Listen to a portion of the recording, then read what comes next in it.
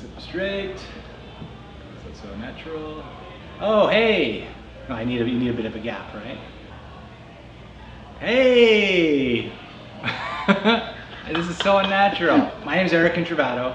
I'm a hack amateur comedy producer and comedian. And I've been producing 2 shows over the last year and a half or so.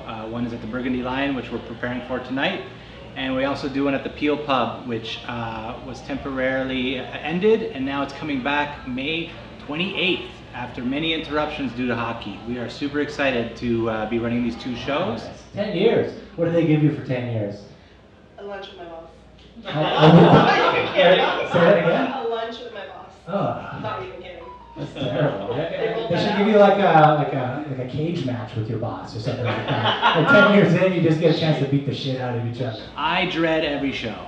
There is so much pressure to make sure that people are having a relative good time. I think it's important. Imagine coming out to a show thinking it's going to be like a top-notch comedy show and then I'm there. That's fucked.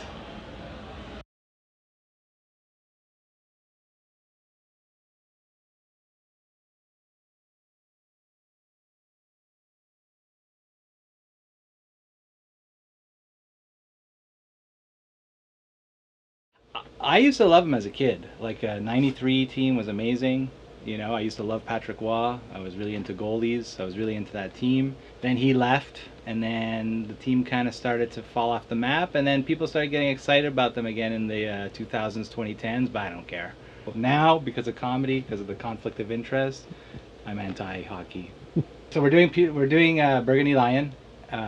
You know, 2nd week in a row. We had several cancellations in a row, which sucks. But I get it. People love hockey. People hate comedy. I understand. As of now, we have about a dozen. So that's actually a great night, because a dozen now means potentially more at the door. Last week we had 4 tickets sold, and the show ended up being one of our better ones of recent. So you really can't tell, I've noticed. Also, all the sales happen literally the day of. So you spend all week going like, this ain't working. I haven't figured out what my marketing hook is still. I'm just kind of trying to see what sticks.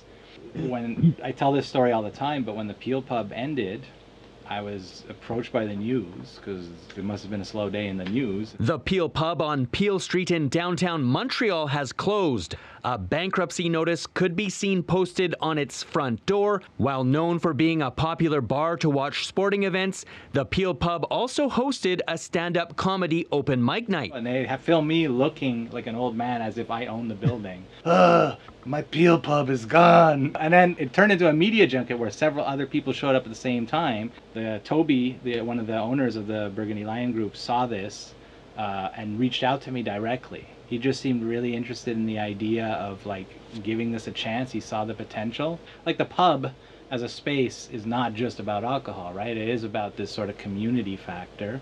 So I think they understand that. They were just really nice about it, and we struck a nice deal that worked for everybody. So you don't leave with like a bag or anything, or? No, everything's there.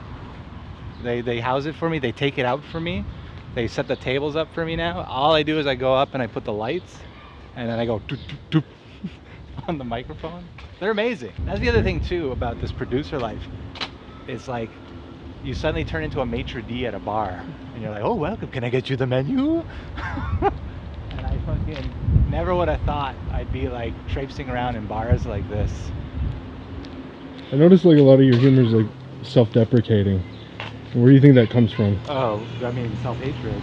Well, yeah, self-deprecating humor, I don't know. I think there's just a lot of self-hatred that continues to stew in me to this day. I don't know. I just don't think it's a fully curable thing, you know? In some ways, I'm more comfortable in my skin than I've ever been, but in other ways, there's just stuff that'll always be.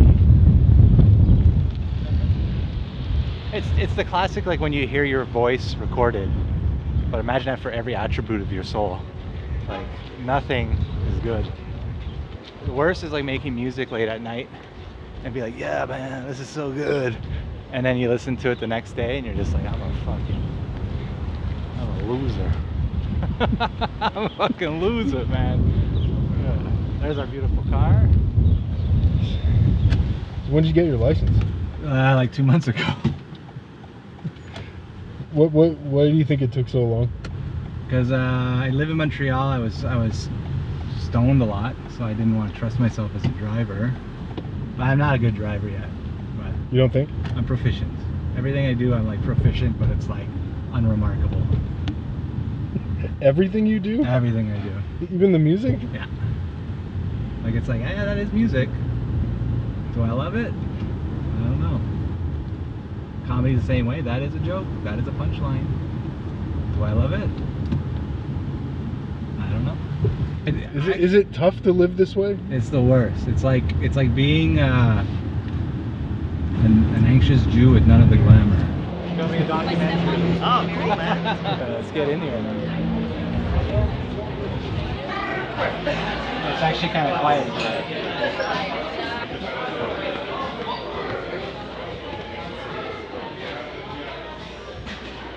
So yeah, you can see like I come in, the room's already set up.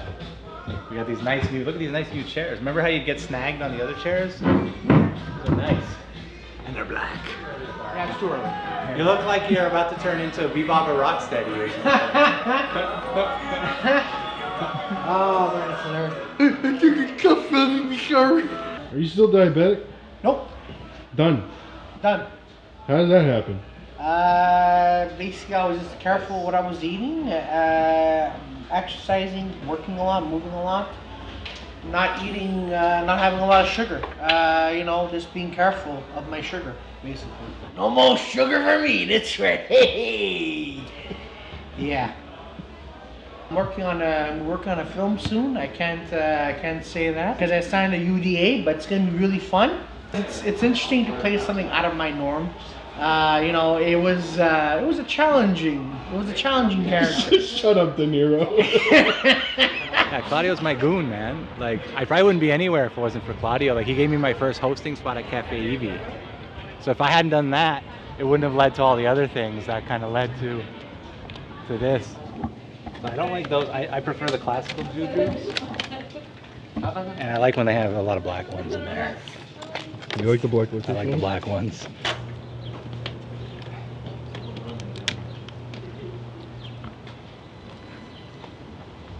Anyways, normally what I do before a show is I get the jujubes because I'm not drinking. I quit energy drinks. I'm not doing beef jerky anymore. So all I got left is these jujubes. And literally, like, every day in the winter, I would walk around here. It'd usually be snowing at this point, and it's like middle of winter. And then I would just sit here, fisting jujubes into my mouth. And then about like halfway through, I'd feel guilty, and I would look at the sugar content, and I'd be like, "What?" And then in some cases, I just throw the container on the ground. Want some jujubes? Maybe one. You got an orange one? Yep. She wanted to go apple picking. You guys ever gone apple picking on a date? You guys look like you've been on apple picking. Like 10 of them. But I don't understand, right? Like, I don't want to do apple picking, you know? Like, why does everyone want to do apple picking, basket weaving, ceramic mug painting? Have you done any of these? But what is the deal with, like, chicks wanting to cosplay as, like, foreign laborers for date night all the time? It's crazy. Like, at this point when I get a match on Hinge, I just reply with ready for work. Are you guys ready for our next act? This guy is simply amazing. Not only is he a comedian, but he's also making strides in the wrestling world. You guys can check him out. It's Hash the One, everyone!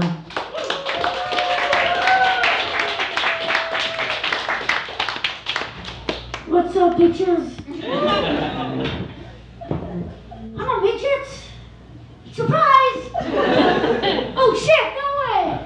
You told me that before. But being a Pakistani midget, Gen Z,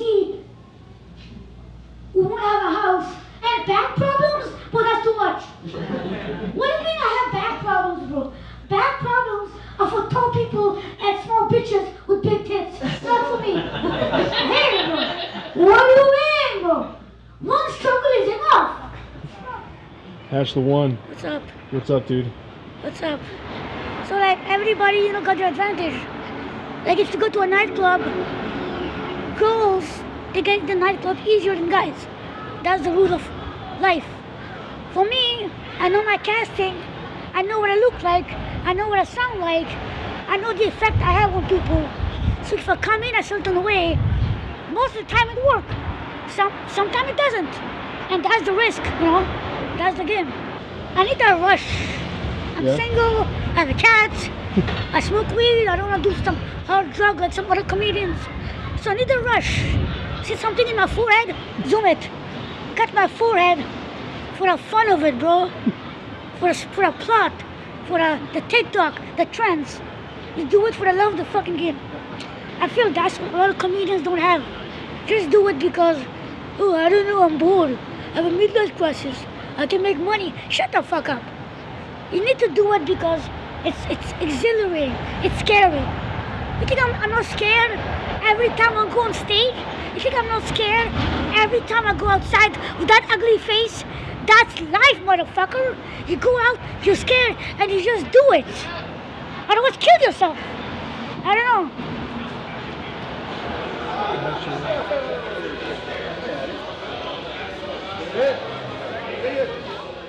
And I wouldn't call what I'm doing successful. I would call it just doing something, you know. A lot of what comedy is for me is just taking a risk on doing something that's out of your comfort zone, you know. Like I dread every show.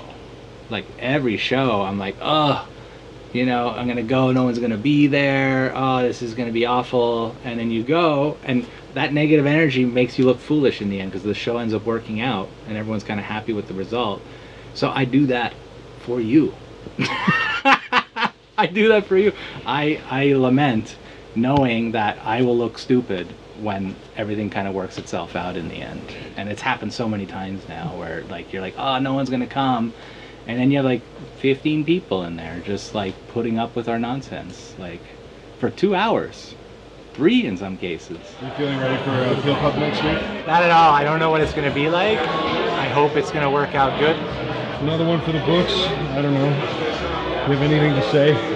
Yeah, don't start comedy. Like, don't. We don't need any more comics. If you're at all interested in comedy, come as an audience member. Hey, pay to watch the show.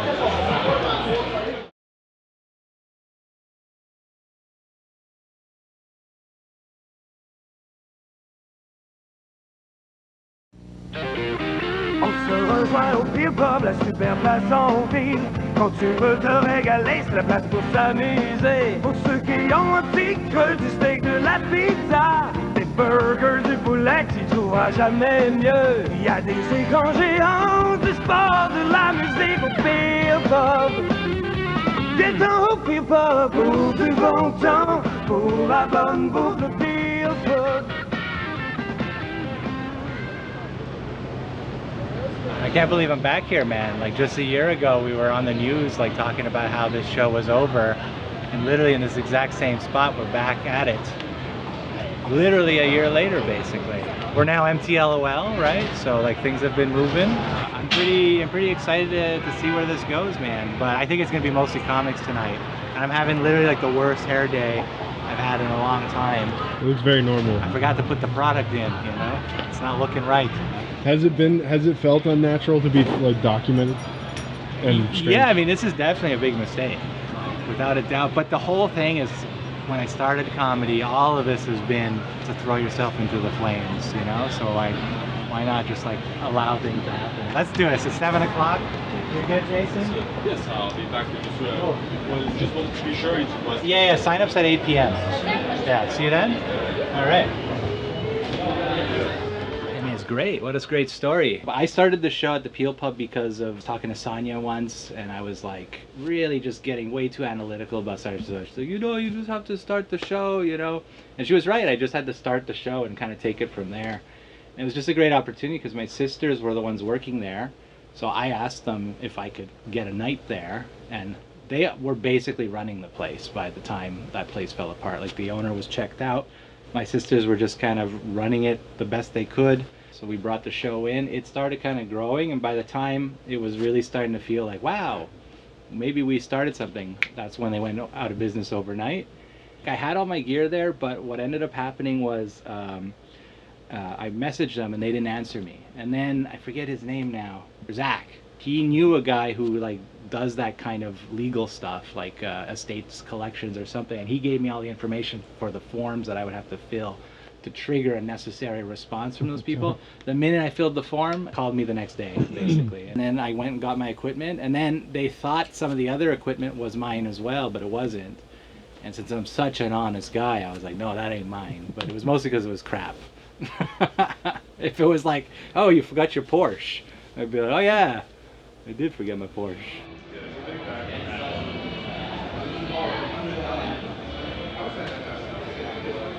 A long time ago. There were some romantic things that happened that led to this. Essentially, I'll gloss that over because that's cringe. But it led to me watching comedy shows like a sad loser, and then through chance that led to me joining a group like a meetup group of people who go to comedy shows. And they never went to a comedy show once. I met them at like a pub once, and I was talking to them, and this guy was like, oh man, you're funny, you know, you should do comedy. I was like, you know what, I should do comedy. And he's like, I'm gonna do it too. I was like, okay, we're gonna start writing.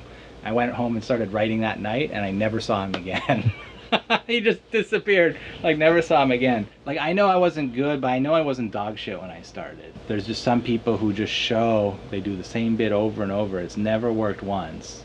And you're just kind of like, but you want to keep letting them do it because you never know. Are you guys ready for the first act of the night? So the delusions is true, but it depends on how you're measuring reasons for, like, someone can have a dream. Like, I remember when I was making music with my friends, we had our band, and we're like, oh, we're gonna do it, and I was delusional.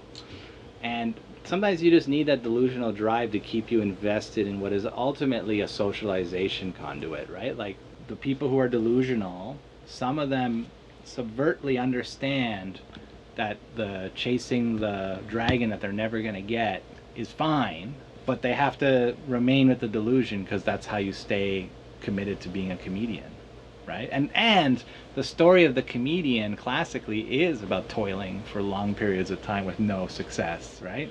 Technically I am successful, but not in the most like exact measurement, you know, but like I have an okay paying job. I work in a domain related to what I studied. Could buy property if I wasn't an idiot buying junk. And yeah, I think. Are you happy? No, I'll never be happy, Miguel. Come on, like I am stable, you know. But happy is not an option. It's not an option. You're one of the most pessimistic people I know.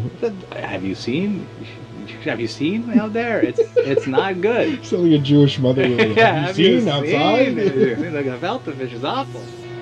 We still got. Looks like at least 20 names times 4 minutes. It's 80 more minutes of comedy. And it's 9:49 already. All right, I gotta light them. All right. That's it. Fuck off.